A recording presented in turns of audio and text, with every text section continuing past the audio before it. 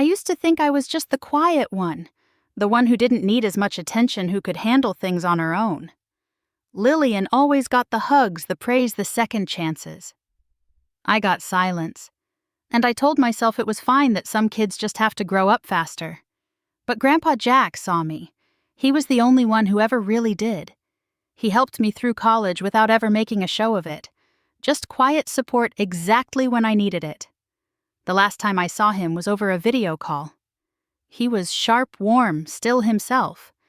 Then one day the calls stopped, and the excuses began. But nothing could have prepared me for what I found out later. The airport felt quieter than I remembered, not in sound, but in energy. Maybe it was just me. Maybe after 3 years away, my nerves were loud enough to drown everything else out.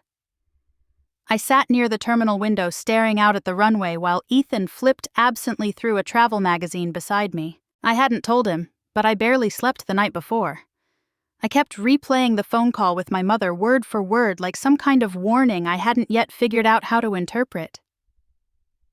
"If you really want to see him," she said in that clipped, neutral tone of hers, "come for his birthday." She didn't say, "We miss you." She didn't say it would mean a lot to him. Just that. An invitation wrapped in obligation, like I was being given one final chance to prove something. To prove I cared, or that I hadn't given up on them entirely. And I took it. I booked the flights within the hour. Now, sitting with Ethan waiting to board the plane, I felt like I'd swallowed a stone. "You okay?" he asked gently. I nodded, then shook my head. "I don't know. It's been a long time." 3 years, he said, like he was confirming it for himself. 3 years since I last saw any of them in person. 3 years since my messages started going unanswered. First it was Grace taking a while to text back. Then calls from Lillian turned into silence. Dad had never been one for words, but even he stopped sending his usual one-liner birthday emails.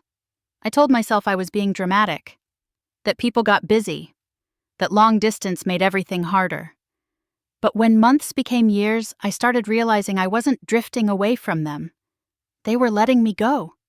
And then, out of nowhere, that call, Ethan had questioned it almost immediately. Why now he'd asked when I hung up. "After all this time, I don't know," I said. "But it's Grandpa's 95th. What if this is the last time I ever get to see him?" Ethan didn't push. He just nodded and helped me pack. The flight from London was uneventful. I barely spoke the entire way, my thoughts circling around old memories, unfinished conversations, and every what if I could summon. What if he was sick? What if they'd been keeping something from me? What if the call wasn't a peace offering but a setup? By the time we landed, my hands felt like ice. As we stepped outside the airport into the hot California sun, I realized I didn't even know who would be at the party. Grace hadn't said. She just gave me the date and time and her usual "see you then." I stared out the car window as Ethan drove us through my old neighborhood. Everything looked smaller, like childhood places always do. There were new fences where there used to be hedges, new cars in old driveways. I barely recognized anything, and yet I knew every turn. When we reached the house, I hesitated. It wasn't just Grandpa Jack's house anymore. It hadn't been for a while. Grace and Dad moved in a couple years back. Lillian, too, after her husband got laid off. According to what little I'd seen on social media, they'd settled in like it was theirs all along. The photos were always captioned home, even when Grandpa wasn't in any of them. I looked at the banner tied to the front gate. Happy 95th, Grandpa. The letters flapping lazily in the wind. Balloons bounced against the railings. The driveway was packed with cars I didn't recognize. Ethan put the car in park but didn't move. His hands rested on the wheel, unmoving. What I asked, he stared straight ahead. "Does it feel weird to you?" I let out a dry laugh. Weird doesn't begin to cover it. He turned to look at me. I mean, the invitation, the party, all of it. It feels off, like they're trying to stage something. Stage what I asked, trying to sound amused, but I wasn't. I'd had the same thought and pushed it down. Ethan just shook his head slightly. I don't know. Maybe I'm wrong. I took a deep breath. Let's just get through this. Smile wave, take some photos. We'll keep it simple. We stepped out of the car and walked up the driveway. I could hear soft music playing in the backyard, something instrumental and overly cheerful. A kid ran past us holding a paper plate like a frisbee. No one greeted us. No one even looked our way. Inside the house smelled like pot roast and lemon cleaner. It still had the same wood floors I remembered from my childhood, but they'd added new furniture, new artwork. It looked like someone else's home now. Familiar, but no longer mine. Grace appeared at the edge of the hallway wearing a soft smile that didn't quite reach her eyes. "You made it," she said. I nodded. Of course. She didn't hug me. She didn't ask about the flight. She turned and motioned us toward the backyard. Everyone's out back. The moment I stepped outside, it hit me. How out of place I felt. People stood in clusters talking like they'd all known each other forever. Someone handed me a glass of champagne without asking who I was. No one paused to say hello. I scanned the yard, looking for one familiar face that might anchor me. And then I saw him.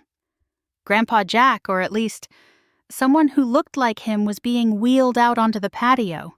His sweater vest was neat, his hair combed, his hands resting on the armrests of the chair like he hadn't moved them in hours. People clapped. Grace lifted her glass for a toast. Lillian laughed a little too loud. And Ethan standing beside me didn't clap. He just stared. That was the moment I knew. Deep down. Something wasn't right. But I still hadn't realized just how wrong it really was. The backyard looked like something out of a magazine. Neatly arranged folding chairs, paper lanterns strung across the fence, matching tablecloths and floral centerpieces that screamed effort. But all of it felt hollow to me, like someone had tried a little too hard to prove something. Or maybe it was just that none of it felt like Grandpa Jack. His house had changed. It used to feel like a refuge, a place filled with woodsy smells, his quiet hums while reading the paper, the faint sound of baseball on the old kitchen radio. Now it was polished, curated, too clean, like someone had wiped away the person it once belonged to and staged a version of it for guests. I stood just outside the back door trying to catch my breath. Ethan was a step behind me, scanning the yard the way he always did when he walked into unfamiliar territory. Quietly, thoughtfully, like every detail might matter later. I envied how steady he could be even when I wasn't. People milled around with paper plates and plastic flutes of champagne. Some I vaguely recognized. Distant cousins, old neighbors, former coworkers maybe. But they looked right through me as if I were just another hired server. No hugs, no Savannah. Oh my God, it's been forever, not even polite nods. Grace floated between guests like a seasoned politician. She was good at that. Hosting, performing warmth. She'd always known how to make people feel welcome as long as they were the right kind of people. Dad sat near the grill, arms folded, looking like someone had forced him to come out and play. Lillian was near the drink table talking animatedly with someone I didn't know. She laughed like nothing in the world had ever hurt her. None of them looked in my direction. I made my way to the snack table just to give my hands something to do. I stared down at the neat rows of skewered grapes and cubes of sharp cheddar. I couldn't remember the last time I ate at a family gathering without feeling like I was being watched, evaluated, compared. Ethan stood beside me, sipping a glass of white wine. He hadn't said much since we walked in, but I could feel his attention shifting across the yard, measuring everything in a way only he could. They all live here now, I murmured mostly to myself. Mom, Dad, Lillian. Ethan nodded slightly. That explains the setup. He didn't need to elaborate. The way the furniture had changed, how the garden looked freshly mulched, how everything seemed rehearsed. It was clear they weren't just visiting. They had absorbed this place, claimed it. Then the music changed and everything got quieter. I looked up just in time to see him. A man in a wheelchair was being rolled out through the sliding glass doors by someone I didn't recognize. The crowd turned and polite applause began. A banner above the patio read, Happy 95th Grandpa in gold letters that shimmered in the afternoon sun. My breath caught. There he was, Grandpa Jack. Or someone who looked like him. His hair was combed back neatly thinner than I remembered. He wore a maroon sweater vest I thought I'd seen before. His face was calm, too calm. His eyes stared straight ahead, unfocused. His hands rested on the armrests like they'd been placed there, not like they belonged there. I waited for a reaction. A wave. A smile. Something. Nothing. He didn't acknowledge the crowd. He didn't acknowledge me. His gaze moved across the yard, but landed on no one. I waved hesitantly. Still nothing. Grace stepped forward with a glass of champagne and tapped a spoon against it. The crowd hushed. She launched into a toast. 95 years of wisdom, generosity, love. He built this family, she said, voice trembling just enough to sound sincere. He gave us this life. People nodded, murmured amen, dabbed their eyes with cocktail napkins. Lillian clapped enthusiastically. Andrew lifted his can of soda like it was a tribute. But Ethan didn't clap. He stood still, eyes fixed on the man in the wheelchair. I leaned closer. "What's wrong?" He didn't answer. "Ethan," I said again, nudging his arm. That's when he leaned toward me, not breaking his gaze. "Get your bag," he whispered. "We're leaving now. It's not what it seems." My first reaction was disbelief. I actually smiled like it was a joke. "You're kidding, right?" He shook his head slowly. "No. What are you talking about?" He didn't answer. He just kept watching. Focused, unflinching. I turned back to the man in the chair. Looked harder. Something wasn't right. It wasn't just that he didn't look like Grandpa Jack. It was that he looked like a version of him. Like someone had tried to reconstruct him from memory, from a photo that had been passed around too many times. The smoothness of his skin. The odd, distant look in his eyes. The way his body sat so still it could have been posed. It was subtle, but now that Ethan had pointed it out, I couldn't unsee it. "Are you serious?" I whispered. Still no response. Ethan was already starting to walk toward the house. I hesitated for a moment, then followed. I couldn't explain it, but something inside me had shifted, like I'd been walking through a dream and someone had just flipped on the lights. I didn't say goodbye. No one stopped us. No one even noticed we were leaving. That should have been the biggest red flag of all. As we stepped inside the house again, my shoes brushing softly against the old hardwood floors, I kept glancing at Ethan, waiting for some sign that maybe he'd reconsidered what he'd just said. That maybe it was just an odd moment of discomfort, nerves, or a misunderstanding. But he said nothing.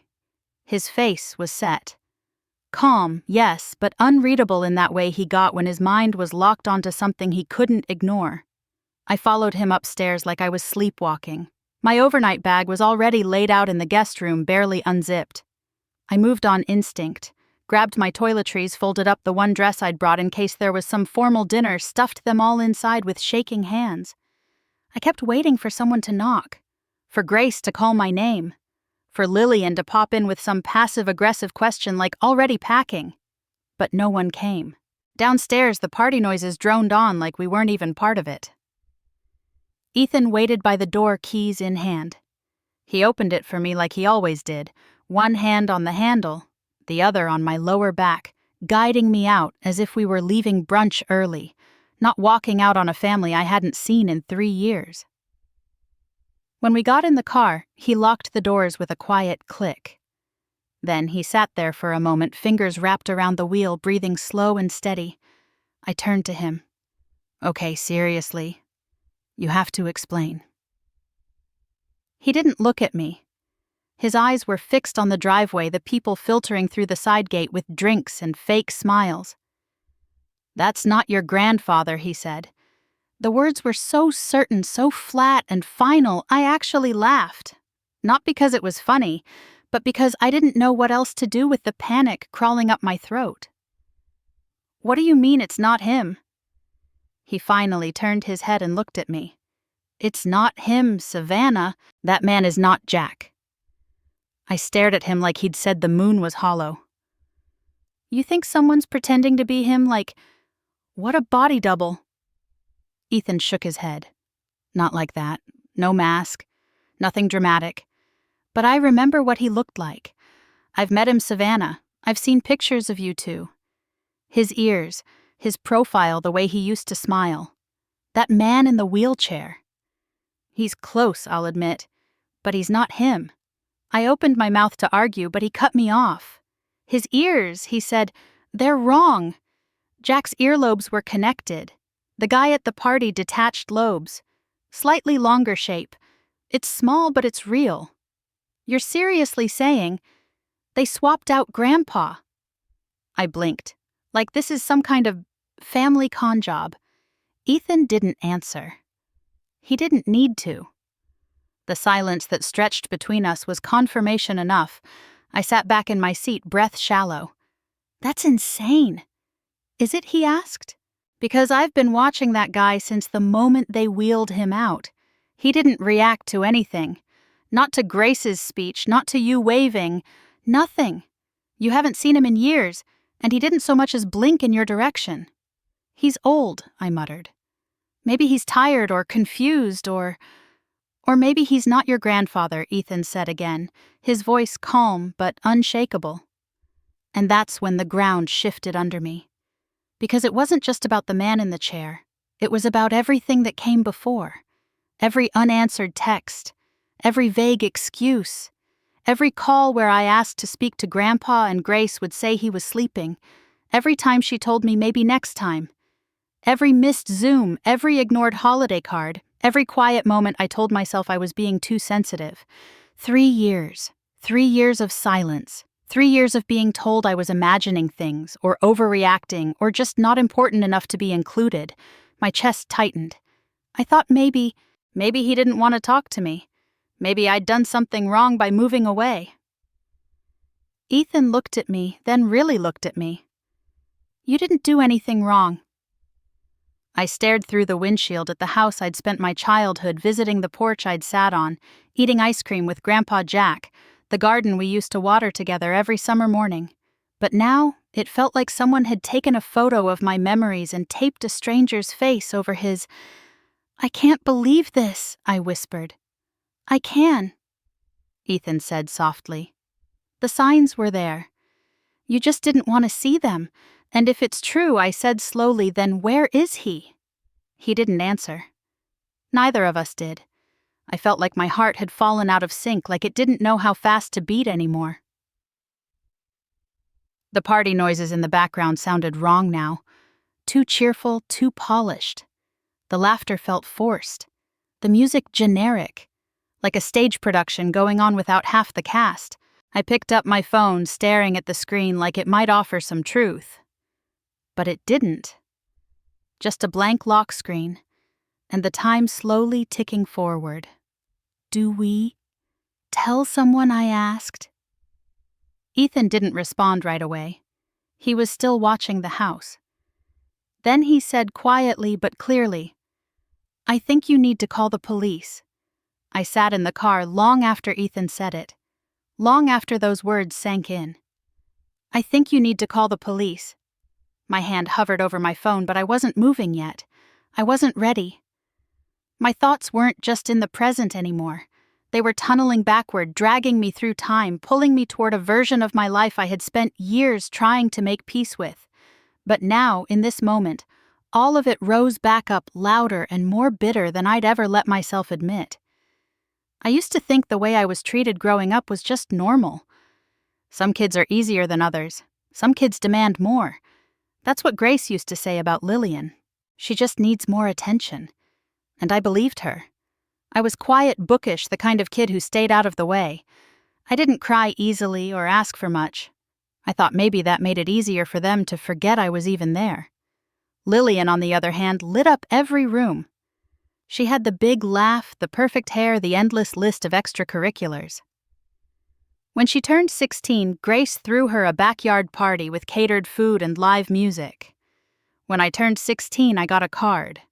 A store-bought card, not even signed by Dad. But I didn't complain. I didn't want to be dramatic.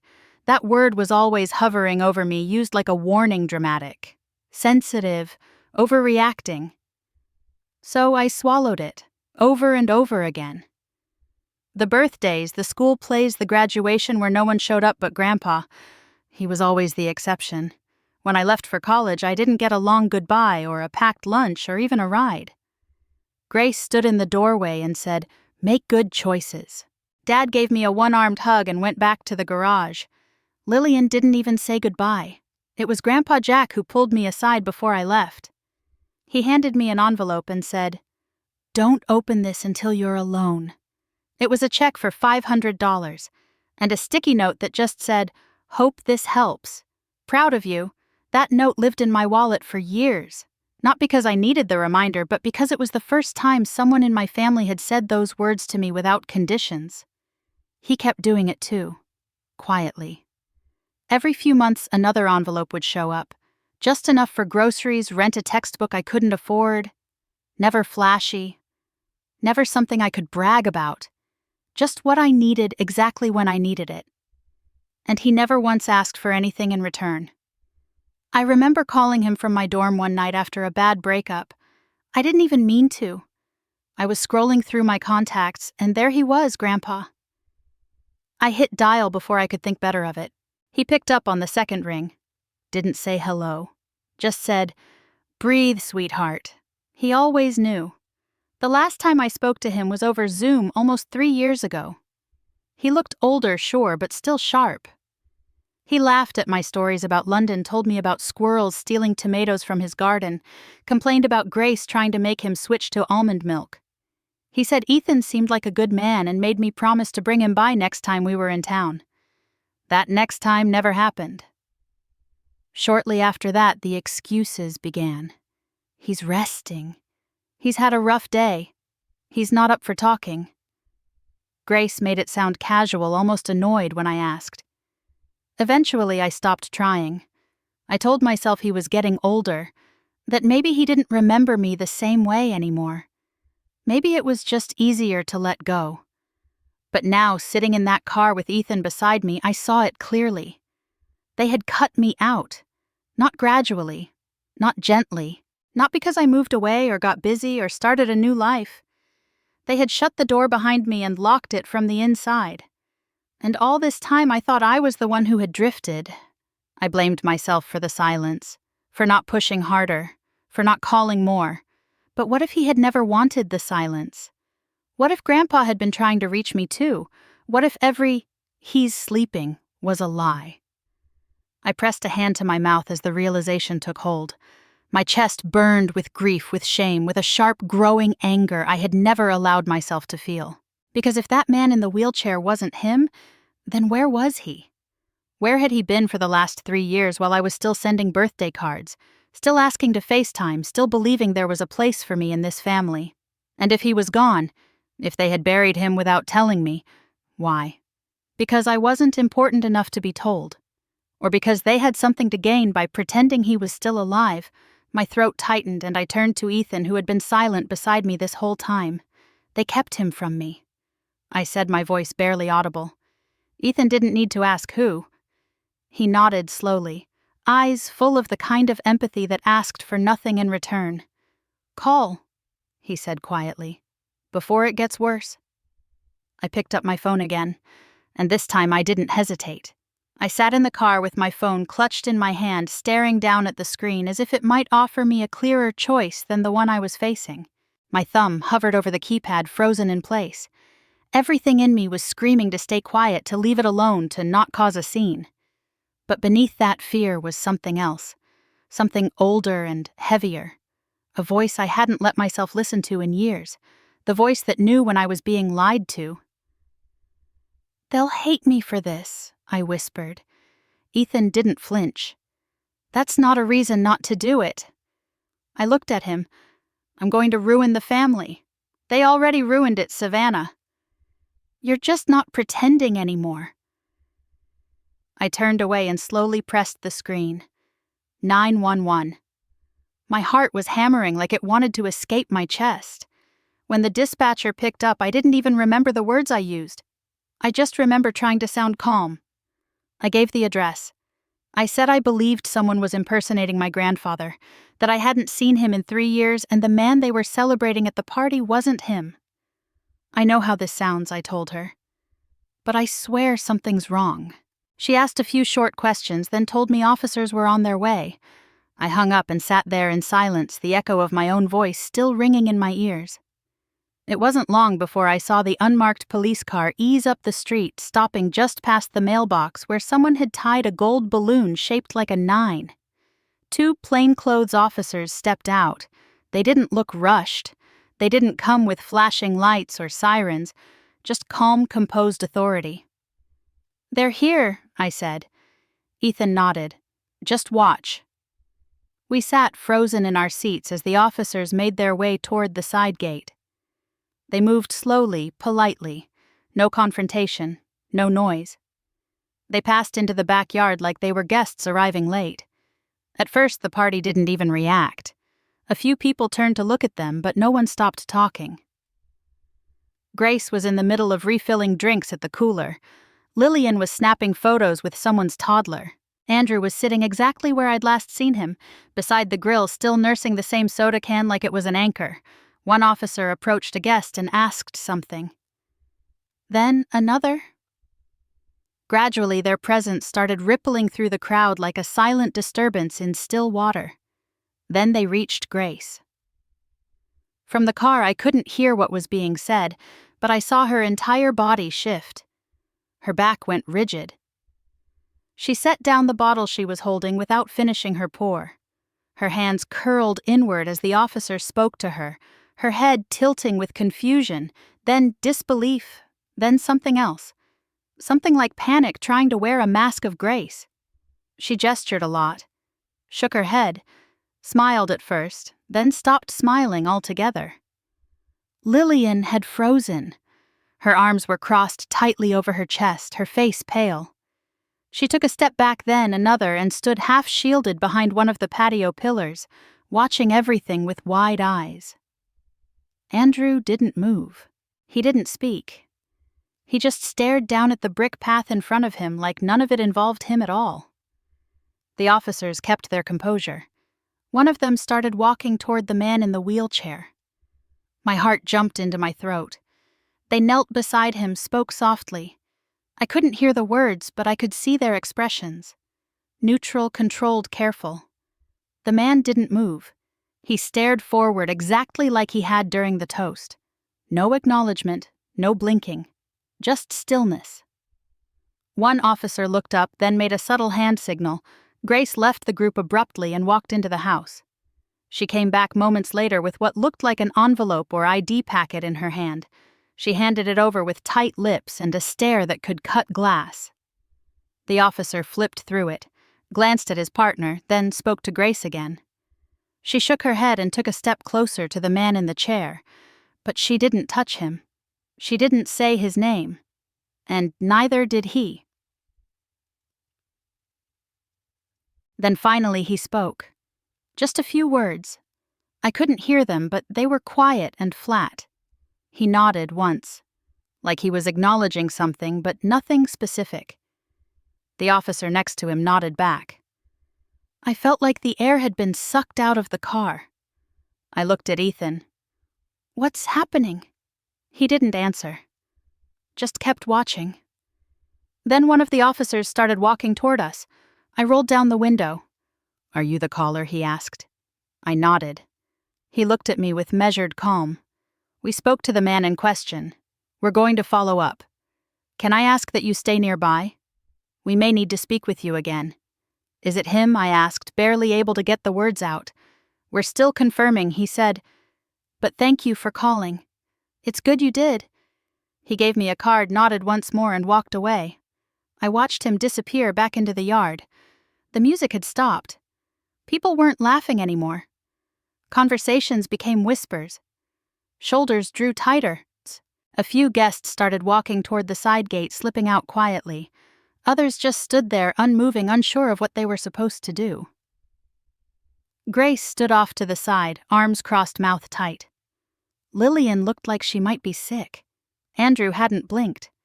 The man in the chair hadn't spoken again. It was like the whole party had fallen under a strange spell. Not chaos, not shouting. Just a slow, cold unraveling. Like the room had shifted and no one knew how to stand anymore. And in that strange, uncomfortable stillness, I realized I hadn't ruined anything. The ruin was already there. I had only pulled back the curtain. That night, I stared at the ceiling of the hotel room long after Ethan had fallen asleep beside me.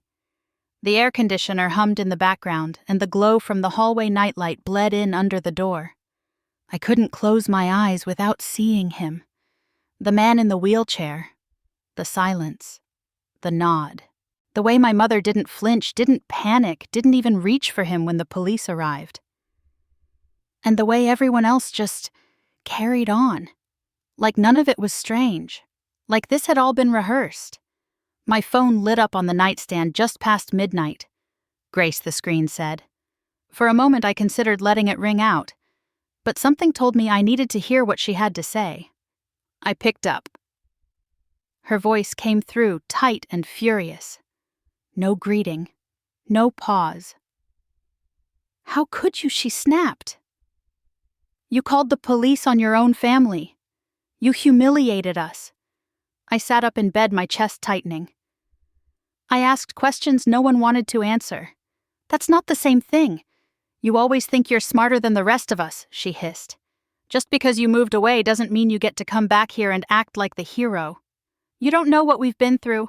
Then tell me, I said, trying to keep my voice even. Tell me where he is. Tell me what happened to Grandpa. Silence. Mom. You don't get to ask that, she said coldly. Not after what you did today. Not after you brought strangers into our home. I wanted to scream.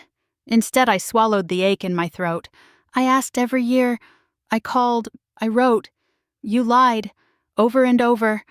We were protecting him, she said. And for the first time her voice cracked. And we were protecting you. He didn't want a big production. He didn't want people fussing over him. So you replaced him, I asked. With someone who looked like him and invited me into your charade. You wouldn't understand, she said, and then hung up. I sat there with the phone still pressed to my ear, listening to the dial tone until it faded out. I lowered it into my lap and let the weight of it sit there. Ethan stirred beside me. Was that her? I nodded. She didn't say anything that made sense. He reached for my hand, lacing our fingers together. You did the right thing. I didn't respond. I wasn't sure I believed it yet. The next morning I stood at the window with a lukewarm coffee in my hands when there was a knock on the door. Ethan opened it, and I saw two of the same plainclothes officers from the day before. One of them stepped inside while the other remained at the door watchful. Savannah, the officer said gently, "Can we talk?" I nodded and set the coffee down. My palms were already sweaty. There's been a voluntary statement made, he said. Your family now confirms that your grandfather, Jack Ellis, passed away in March of 2022. I blinked. 3 years ago. He nodded. They claim it was natural causes. According to them, he died in his sleep. The body was buried privately without a formal death certificate being filed. I felt the air leave my lungs. My legs buckled slightly and I sat on the edge of the bed before I collapsed. Why, I whispered. Why wouldn't they tell me we're looking into that, he said. No. We're treating this as an open investigation until the coroner can confirm the circumstances of death. Right now, we're not ruling anything out. I stared at the wall, unable to make my brain catch up. 3 years. I'd been sending him cards, asking to talk, wondering why he never called me back, wondering if he was upset with me, if he was tired, if I had done something wrong. He was already gone. They didn't just shut me out. They let me believe he was alive. They let me grieve him slowly without ever knowing I should have. I felt Ethan sit beside me, one hand resting on my back. The officer spoke again. "We'll be following up once we have the full autopsy report. But you did the right thing calling us." I nodded numbly, not because I believed it, but because I didn't know how else to respond. After they left, I closed the door and slid down to the floor, letting my back hit the wood. Tears came fast and ugly. I buried my face in my hands and sobbed like I hadn't in years, not since the day I first left that house and told myself I was fine, that I didn't need them, that I had grown past the need to belong. But none of that was true. I had always wanted to believe I was still part of something, that even from far away, even in the silence, I still mattered to someone back home. They took that from me. They buried him. Not just his body, but his memory. And they kept it quiet. Not out of grief, not out of respect, but because it was convenient. Because it gave them something. And now all I had left were questions they refused to answer. Why did they fake a birthday party now? Why invite me back after 3 years? Why go through the trouble of hiring someone to play a dead man? What were they really trying to protect? I sat there on the floor with my back against the door and felt something inside me shift. A sadness so heavy it pressed down on my ribs. A grief so wide it swallowed the room whole. And beneath it, a quiet, rising fury I could no longer ignore. The call came 2 days later in the middle of the afternoon, while Ethan was out picking up something for lunch, and I was still staring blankly at the open suitcase I hadn't unpacked since we arrived. My phone buzzed on the nightstand. I didn't recognize the number, but something in me said to answer it anyway. "Hello?" I said, my voice tired raw. "Savannah Ellis." "Yes, this is Malcolm Reeves. I'm your grandfather's attorney." My heart stopped. For a moment I couldn't breathe. I sat down on the edge of the bed, fingers gripping the phone a little too tightly. "I've been trying to reach you for some time," he continued, calm but direct. I wasn't sure this number was still active. I swallowed hard. "You have... Why?" There was a pause on the other end, followed by a shift in tone. More formal. "Your grandfather, Jack Ellis, named you as the sole beneficiary of his estate. That includes the family home remaining business assets and the entirety of his personal trust. He left very specific instructions for me to contact you upon confirmation of his passing." I didn't speak. I couldn't. My thoughts were scattered pieces, none of them connecting. I wasn't expecting this. I'd barely processed the fact that he was gone, let alone that he'd chosen me for something so enormous. "I understand this may be a shock," Malcolm said gently, "but this was his decision. The paperwork was completed nearly 4 years ago." He made it very clear. He wanted everything to go to you. I found my voice, though it didn't sound like mine. "He told my mother and the rest of the family." "Yes," he said. "He was transparent about his choice. According to my records, they were all informed." I felt a strange pressure behind my eyes, like a wave of heat and disbelief crashing at the same time. My hands began to tremble. So they knew. Yes, for how long he didn't hesitate. Since the moment he signed the documents, roughly 3.5 years ago, I laughed a hollow sound. So they knew he left everything to me, and then he dies. And they bury him in secret and pretend he's still alive. "I cannot speak to what your family did or didn't do," he said carefully, "but based on the circumstances you've just described, it's clear that something unusual was taking place." I stood up, pacing slowly. The phone still pressed to my ear. "They invited me back just now, after ignoring me for years. Just in time for his birthday. Perhaps they were hoping you wouldn't notice." "No," I said, my voice sharper than I expected. "They were hoping I would fail their test. That I'd come play nice, believe their act, and leave without asking questions. Because if I did that, they could keep everything. Keep living in the house. Keep using the accounts. Keep pretending I didn't exist." There was silence on the other end. I walked to the window, staring out at the parking lot, the sun too bright for the weight I carried. "He always knew they treated me differently," I said. "He never said it, but he knew. That's why he did this, isn't it?" "I can't speak to his heart," Malcolm said, "but I can tell you that when he finalized his will, he told me very clearly that he wanted you to be taken care of, that you were the one person who had earned his trust. Tears burned behind my eyes, not just from grief, but from years of silent battles I had fought alone, years of trying to prove myself in a family that never saw me, all while Grandpa Jack had been quietly holding the line for me. I have all the documentation, the lawyer added. I'll be forwarding everything to you electronically within the hour. Once you've reviewed it, we can begin the formal transfer process.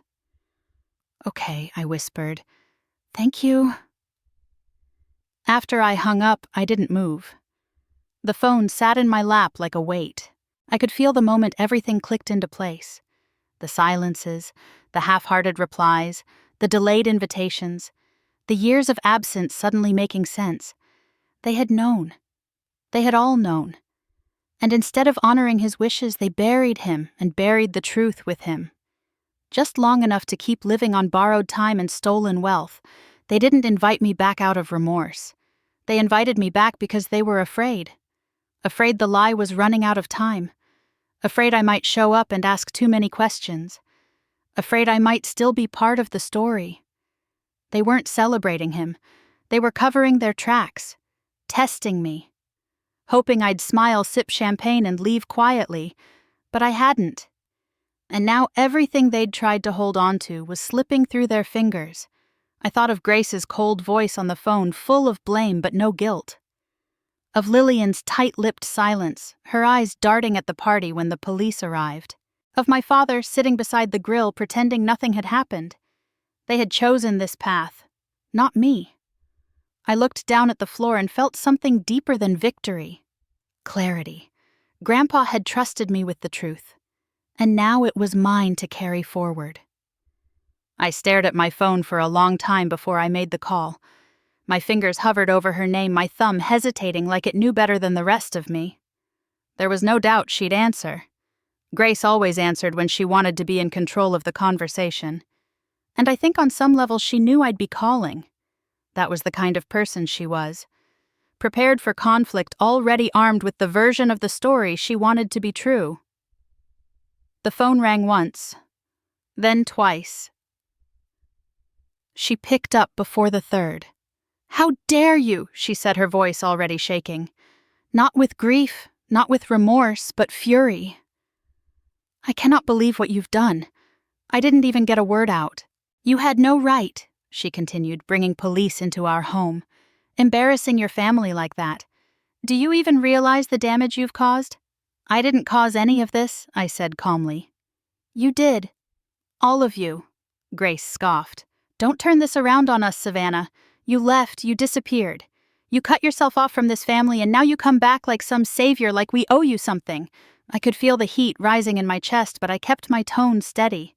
"I left because I wasn't welcome, because every time I tried to stay connected, you pushed me away. Every call I made, you deflected. Every text I sent, you ignored." "That's not true," she snapped. "It is," I said, not yelling, just stating fact. "You said Grandpa was tired, or sleeping, or not feeling well. You made excuses every time I asked to speak to him, and now I know why." There was a pause just long enough for the weight of what I'd said to settle between us. "You don't understand what it was like," she finally said, voice low and defensive.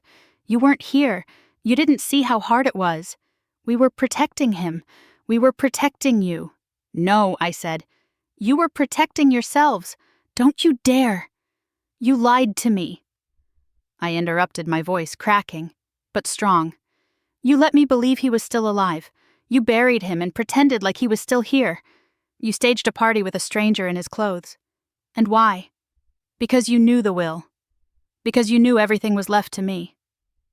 She didn't deny it. "You didn't even tell me he died." I said the words, choking out of me. "I had to find out from the police." And all this time I was still calling, still sending cards.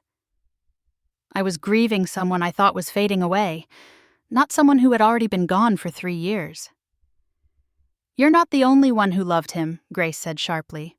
"But I'm the only one who respected him," I said. "He trusted me. And you turned that into a reason to erase me. Stop acting like some victim," she snapped. "You left this family. You moved across the world.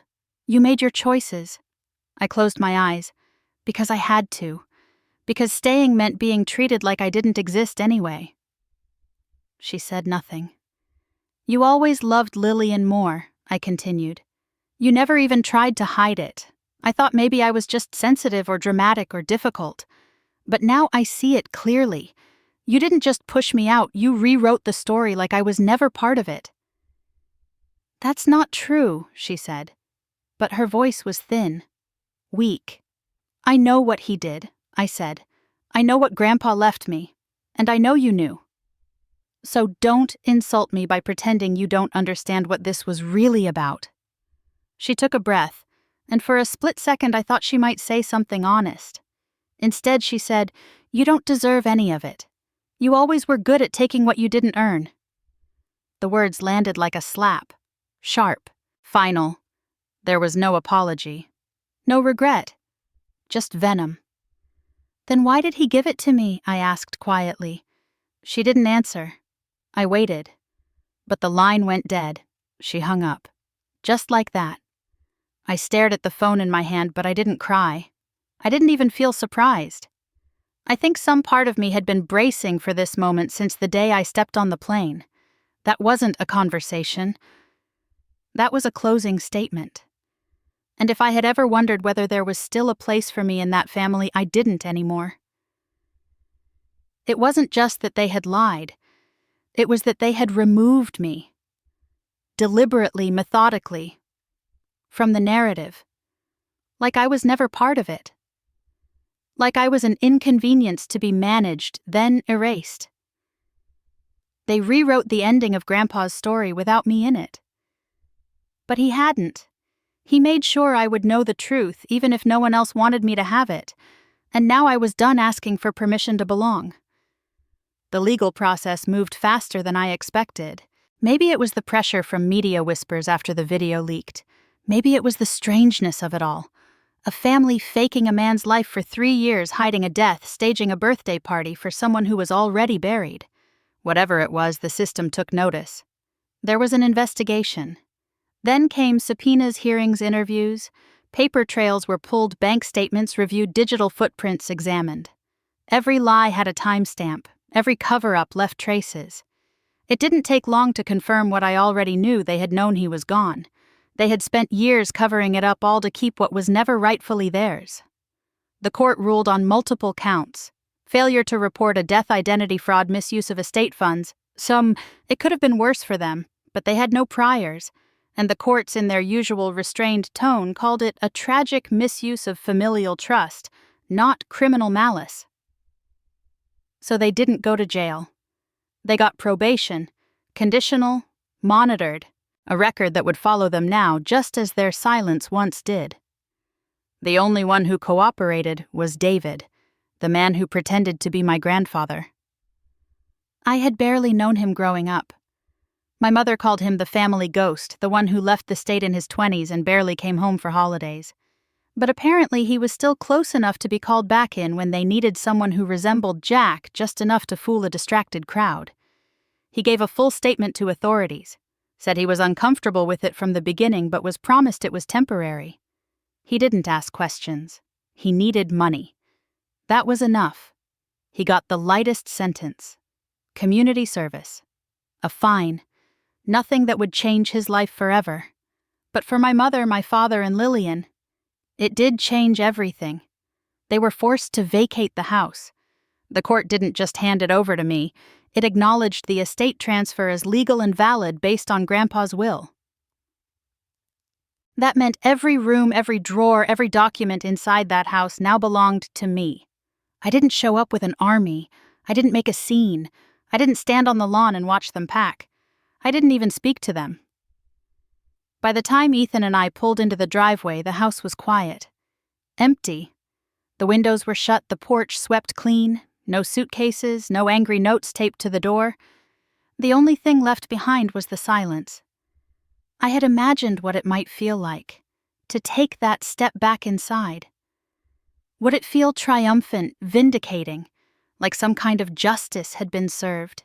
It didn't. It felt like standing in the middle of a memory that no longer belonged to anyone. The couch was still there. So was the old grandfather clock in the hallway. The kitchen smelled faintly of wood polish and the last traces of cinnamon from a spice jar someone forgot to pack. But the house felt different, like it had been holding its breath. Ethan carried in our bags quietly. We weren't moving in, not yet. We were just here to begin sorting through things. Files, financial records, safety deposit keys. Grandpa had been meticulous with his affairs, but I had no idea what I was walking into. We walked through the rooms together. The living room, the den, the old study. I paused at the bookshelf where Grandpa used to sit and read. His favorite chair was gone. So were the family photos on the wall, cleared out as if they were trying to erase not just him, but every part of him that pointed to me. In the kitchen, I found one note on the counter. It wasn't addressed, just folded in half. "You always were good at taking what you didn't earn." It was in my mother's handwriting. I stared at it for a long time. Then I lit a match, dropped the paper into the kitchen sink, and watched it burn until nothing remained but ash. Ethan didn't ask what it said. He didn't need to. Later that afternoon, we opened the back door and sat on the patio steps. The sun was low, casting long shadows across the yard. The wind stirred the overgrown garden beds, and for a moment I could almost hear Grandpa's voice, the way he used to hum while trimming the hedges or whistling to the birds. But there was no voice now. Just stillness. We didn't talk much that day. There wasn't anything left to say. The truth had already been spoken. The damage had already been done. And the people who could have made it right had chosen silence instead.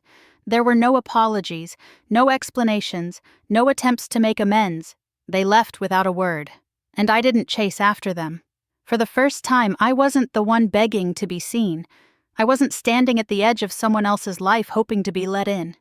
I had my own set of keys now, my own name on the deed, my own place in the story.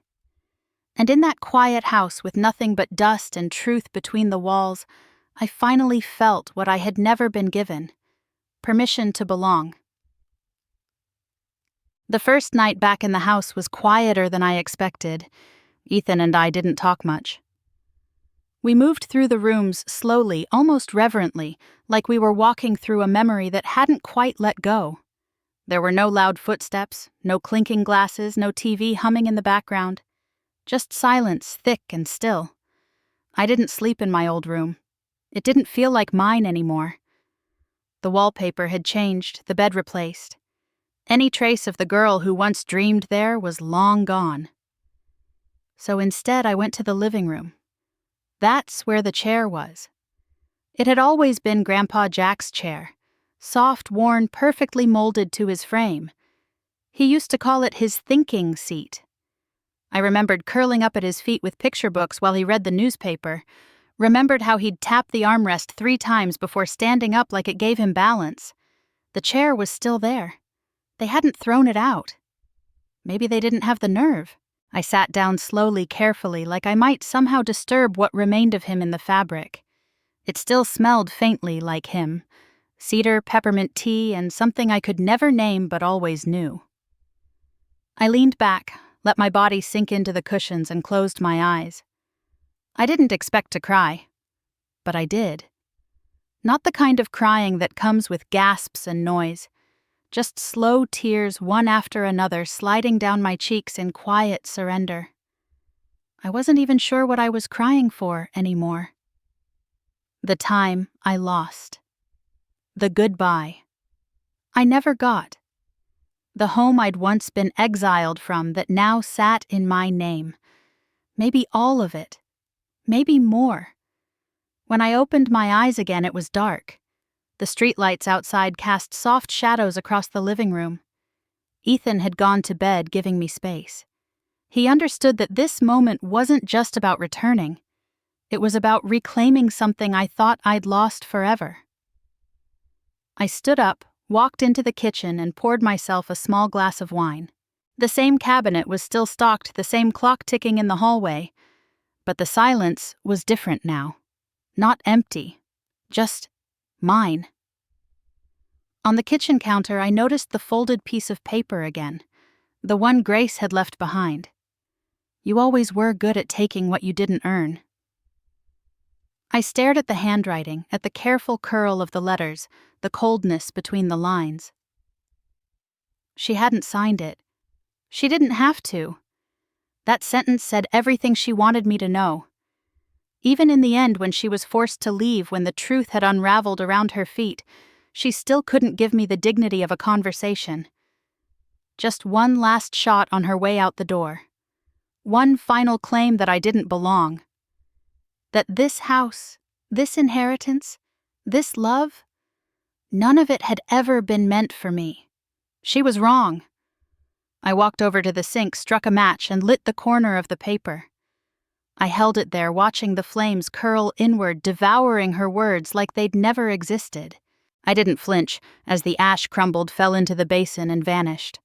She had said I was good at taking what I hadn't earned, but I hadn't taken anything. I'd been given something. I had been chosen. And that made all the difference. Later that night, I stood in the doorway of Grandpa's study. His desk was still there, though most of the drawers had been cleared. I imagined him sitting there reading my college essays, writing out those notes in his shaky handwriting. Hope this helps. Proud of you. He had known what they were capable of. Maybe not all the details, but enough. Enough to understand that when the time came, I'd need something solid to hold on to. He gave me that, not just the house, but proof that I mattered to him, that I had always mattered. I walked back to the living room and sat in his chair again this time, letting myself relax fully into the weight of it. I looked around at the walls, the shelves, the window that looked out into the yard where we used to water tomato plants side by side. I didn't feel like a guest anymore. I didn't feel like an outsider. For the first time in my life, I didn't feel like a stranger in my own story. I hadn't come back for revenge. I hadn't come back to win. I came because I needed the truth. And now I had it.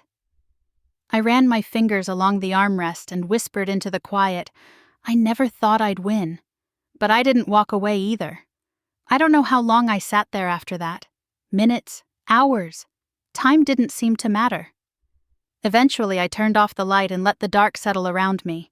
And in that stillness, in that heavy, perfect quiet, one question echoed softly in my chest. Did I go too far? Or not far enough? Thank you for staying with me through this story. Sometimes the deepest betrayals don't come from strangers, but from the people we once called home.